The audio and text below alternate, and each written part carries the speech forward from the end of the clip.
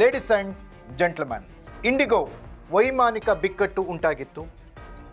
ಸರಿಸುಮಾರು 1000ಕ್ಕಿಂತ ಹೆಚ್ಚಿಗೆ ಫ್ಲೈಟ್ಗಳು ಒಂದೊಂದು ದಿನಕ್ಕೆ ರದ್ದಾಗಿದ್ದು, ಪ್ರಯಾಣಿಕರ ಪರದಾಟ ಮುಗಿಲು ಮುಟ್ಟಿತ್ತು. ಅಕ್ಷರಶಃ ವೈಮಾನಿಕ ಸೇವೆ ಸ್ಥಗಿತಗೊಂಡಿತು. ಈಗ ಮತ್ತೊಂದು ಬಿಕ್ಕಟ್ಟಿಗೆ ಭಾರತ ಸಾಕ್ಷಿಯಾಗುತ್ತಾ ಅಂತ. ಯಾಕಂದರೆ ಭಾರತೀಯ ರೈಲ್ವೆ ಪ್ರಪಂಚದ ಅತಿ ದೊಡ್ಡ railway network, Indian railway network. ಭಾರತೀಯ ರೈಲ್ವೆ ಸ್ತಬ್ಧವಾಗುವ ಎಲ್ಲ ಲಕ್ಷಣಗಳಿದ್ದಾವೆ. ಏನಿದೆ ಎಕ್ಸ್ಕ್ಲೂಸಿವ್ ಸ್ಟೋರಿ? ಎಸ್ ವೀಕ್ಷಕರೇ, ನೆಲ ಜಲ ಭಾಷೆಗಾಗಿ ಪ್ರಾಮಾಣಿಕ ಪತ್ರಿಕೋದ್ಯಮ, ನಾನು ಹೇಮಂತ್.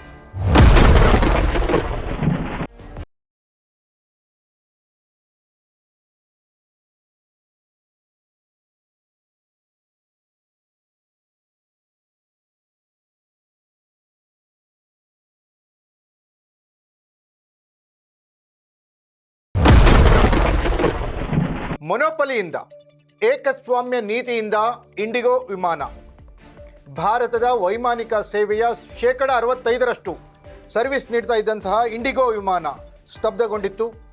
ಹಲವಾರು ಕಾರಣಗಳಿತ್ತು. ಡಿಸೆಂಬರ್ 1ರಿಂದ ಇಲ್ಲಿಯವರೆಗೂ ಸರಿಸುಮಾರು 6500 ಫ್ಲೈಟ್ಗಳು ರದ್ದಾಗಿದ್ದವು. ಪ್ರಯಾಣಿಕರ ಬವಣೆ ಮುಗಿಲು ಮುಟ್ತಾ ಇತ್ತು. ಅಕ್ಷರಶಃ ವಹಿವಾಟುಗಳು, ವ್ಯಾಪಾರಗಳು ಕಮ್ಮಿಯಾಗಿತ್ತು. ಸಹಸ್ರಾರು ಕೋಟಿಗಳ ನಷ್ಟ ಉಂಟಾಗಿತ್ತು. ವೈಮಾನಿಕ ಪ್ರಯಾಣಿಕರಿಗೆ ತೊಂದರೆ ಉಂಟಾಗಿತ್ತು. ಇದೆಲ್ಲ ಇನ್ನೂ ಚಾಲ್ತಿಯಲ್ಲಿರುವಾಗಲೇ ಈಗ ಮತ್ತೊಂದು ಬಿಕ್ಕಟ್ಟಿಗೆ ಭಾರತ ರೆಡಿಯಾಗಬೇಕಾಗಿದೆ. ಭಾರತೀಯ ರೈಲ್ವೆಯೂ ಕೂಡ ಇಂಡಿಗೋದ ಹಾದಿ ಹಿಡಿಯಲಿದೆಯಾ ಹಾಗಾದರೆ?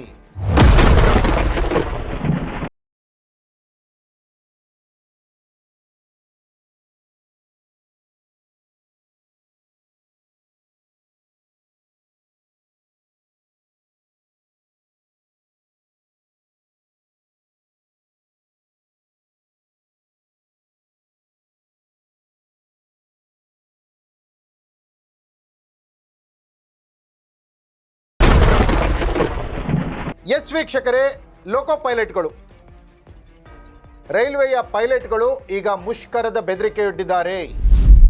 ಅದು ಬೆದರಿಕೆ ಅನ್ನೋದಕ್ಕಿಂತ ಅದು ಅವರ ಹಕ್ಕು. ಸರ್ಕಾರ ಅವ್ರನ್ನ ಸರಿಯಾಗಿ ನೋಡಿಕೊಂಡಿಲ್ಲ, ನಡೆಸ್ಕೊಂಡಿಲ್ಲ. ಅವರಿಗೆ ಸರಿಯಾದಂತಹ ಪ್ರತಿಫಲಗಳು ಲಭ್ಯವಾಗ್ತಾ ಇಲ್ಲ.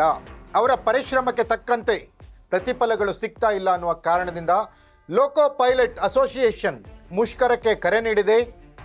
ಈ ರೀತಿಯ ಲೋಕೋ ಪೈಲಟ್ಗಳ ನಿರ್ಧಾರದಿಂದ ಇಂಡಿಯನ್ ರೈಲ್ವೆ, ಅತಿದೊಡ್ಡ ರೈಲ್ವೆ ನೆಟ್ವರ್ಕ್, ಏಷ್ಯಾದ ಅತಿದೊಡ್ಡ ರೈಲ್ವೆ ನೆಟ್ವರ್ಕ್ ಇಂಡಿಯನ್ ರೈಲ್ವೆ ಸ್ತಬ್ಧವಾಗುತ್ತಾ ಹಾಗಾದರೆ ಅಂತ. ಯಾಕಂದರೆ ರೈಲ್ವೆಗಳು ಹೆಚ್ಚಾಗ್ತಾ ಇದ್ದಾವೆ. ಒಂದೇ ಭಾರತ್ ಬಂತು, ಬೇರೆ ಬೇರೆ ರೈಲ್ವೆಗಳು ಹೆಚ್ಚಾಗ್ತಾ ಇದ್ದಾವೆ. ಆದರೆ ಪೈಲಟ್ಗಳ ನೇಮಕಾತಿ ಮಾತ್ರ ಇನ್ನೂ ಪ್ರಾರಂಭವಾಗಿಲ್ಲ. ಇರುವ ಪೈಲಟ್ಗಳನ್ನು ಮಾತ್ರ ಬಳಸ್ಕೊಳ್ತಾ ಇದ್ದಾರೆ. ಹಾಗಾಗಿ ಅವರಿಗೆ ಕೆಲಸದ ಒತ್ತಡ, ವರ್ಕ್ ಪ್ರೆಷರ್ ಜಾಸ್ತಿ ಆಗ್ತಾ ಇದೆ. ಸಮಯದ ಕೊರತೆ ಉಂಟಾಗ್ತಾ ಇದೆ. ಅತಿ ಹೆಚ್ಚು ದಣಿತಾ ಇದ್ದಾರೆ ಪೈಲಟ್ಸ್. ಇದರಿಂದ ರೈಲ್ವೆ ಅವಘಡಗಳು ಸಂಭವಿಸ್ತಾ ಇದ್ದಾವೆ. ಹಾಗಾಗಿ ನಮಗೂ ರೆಸ್ಟ್ ಕೊಡಿ ಸ್ವಾಮಿ ಅಂತ ಹೇಳಿ ಲೋಕೋ ಪೈಲಟ್ಗಳು ಮುಷ್ಕರಕ್ಕೆ ಮುಂದಾಗಿದ್ದಾರೆ. ನರೇಂದ್ರ ಮೋದಿ ಅವರ ಸರ್ಕಾರ, ಅಶ್ವಿನಿ ವೈಭವ್ ರೈಲ್ವೆ ಮಿನಿಸ್ಟರ್ ಏನೇ ಭರವಸೆ ಕೊಟ್ಟರು ಕೂಡ ಲೋಕೋ ಪೈಲಟ್ಗಳು ಕೇಳ್ತಾ ಇಲ್ಲ. ಪರಿಣಾಮ ಇಂಡಿಯನ್ ರೈಲ್ವೆ ಸ್ತಬ್ಧವಾಗುವ ಎಲ್ಲ ಲಕ್ಷಣಗಳು ಗೋಚರಿಸ್ತಾ ಇವೆ.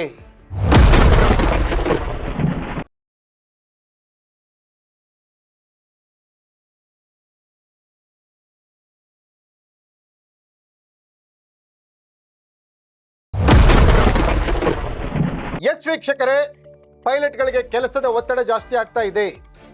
ಅವರ ಸಂಬಳದಲ್ಲಿ ಇನ್ಕ್ರಿಮೆಂಟ್ ಬೇಕಾಗಿದೆ. ಕೆಲಸದ ಅವಧಿ ಹೆಚ್ಚಾಗ್ತಾ ಇದೆ.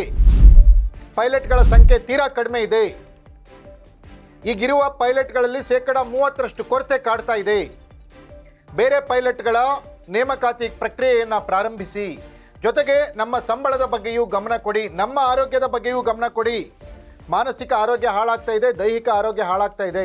ಮಾನಸಿಕವಾಗಿ ಪೈಲಟ್ಗಳು ಕುಗ್ಗಿರೋದ್ರಿಂದ ಅಪಘಾತಗಳು ಹೆಚ್ಚಿಗೆ ಆಗ್ತಾ ಇದ್ದಾವೆ. ರೈಲ್ವೆ ಪ್ರಯಾಣದಲ್ಲಿ ತೊಂದರೆಗಳು ಉಂಟಾಗ್ತಾ ಇದ್ದಾವೆ. ರೈಲ್ವೆ ಪ್ರಯಾಣಿಕರಿಗೆ ನಾವು ಸುಖಕರವಾದ ಪ್ರಯಾಣವನ್ನು ಕೊಡಲಿಕ್ಕೆ ಆಗ್ತಾ ಇಲ್ಲ, ಆರಾಮದಾಯಕ ಪ್ರಯಾಣವನ್ನು ಕೊಡಲಿಕ್ಕೆ ಆಗ್ತಾ ಇಲ್ಲ ಅಂತ ಹೇಳಿ ಪೈಲಟ್ಗಳು ಸಿಡಿದೆದ್ದಿದ್ದಾರೆ. ವೈಮಾನಿಕ ಸೇವೆ ವ್ಯತ್ಯಯವಾದರೆ ಈ ದೇಶದ ಶ್ರೀಮಂತರಿಗೆ ತೊಂದರೆ ಆಗ್ತಿತ್ತು. ಆದರೆ ರೈಲ್ವೆ ಸೇವೆ ವ್ಯತ್ಯಯವಾದರೆ ಯಾರಿಗೆ ತೊಂದರೆ ಆಗುತ್ತೆ? ದಿನಗೂಲಿ ನೌಕರರಿಗೆ, ಕೆಲಸ ಮಾಡುವ ಮಹಿಳೆಯರಿಗೆ, ಬಡವರಿಗೆ, ಒಂದು ಊರಿನಿಂದ ಮತ್ತೊಂದು ಊರಿಗೆ ಹೋಗುವಂಥ ಮಧ್ಯಮ ವರ್ಗದವರಿಗೆ, ಅಥವಾ ಬಡತನ ರೇಖೆಯ ಕೆಳಗಿರೋರಿಗೆ. ಶ್ರೀಮಂತರಿಗೆ ತೊಂದರೆ ಆಯಿತು, ಅವ್ರು ಹೇಗೋ ಬದುಕೊಂಡ್ಬಿಡ್ತಾರೆ. ಆದರೆ ಬಡವರಿಗೆ ತೊಂದರೆ ಆದರೆ ಯಾರು ಹೊಣೆ? ಅಲ್ಲಿಯ ಸಂಖ್ಯೆ ಕಡಿಮೆ ಇರುತ್ತೆ, ಪ್ರಯಾಣಿಕರ ಸಂಖ್ಯೆ, ವೈಮಾನಿಕ ಪ್ರಯಾಣಿಕರ ಸಂಖ್ಯೆ ಕಡಿಮೆ ಇರುತ್ತೆ, ರೈಲ್ವೆ ಪ್ರಯಾಣಿಕರ ಸಂಖ್ಯೆ ಹೆಚ್ಚಿರುತ್ತೆ. ಕೇಂದ್ರ ಸರ್ಕಾರ ಇನ್ನಾದರೂ ಎಚ್ಚೆತ್ತುಕೊಳ್ಳುತ್ತಾ? ರೈಲ್ವೆ ಲೋಕೋ ಪೈಲಟ್ಗಳ ಹಿತರಕ್ಷಣೆಗಾಗಿ ಏನಾದರೂ ಕಾನೂನನ್ನು ತರುತ್ತಾ? ಮುಂದೆ ಆಗಬಹುದಾದಂಥ ದೊಡ್ಡ ಅವಾಂತರವನ್ನು ತಪ್ಪಿಸಿ ಇಂಡಿಗೋ ಥರ ಇಂಡಿಯನ್ ರೈಲ್ವೆ ಆಗದೇ ಇರೋ ಥರ ಕ್ರಮವನ್ನು ಕೈಗೊಳ್ಳುತ್ತಾ? ಎಲ್ಲದಕ್ಕೂ ಕಾಲವೇ ಉತ್ತರ ಹೇಳಬೇಕು. ಇದಾಗಿತ್ತು ಎಕ್ಸ್ಕ್ಲೂಸಿವ್ ಸ್ಟೋರಿ. ನೆಲ ಜಲ ಭಾಷೆಗಾಗಿ ನೋಡ್ತಾ ಇರಿ ಫೋಕಸ್ ಟಿವಿ.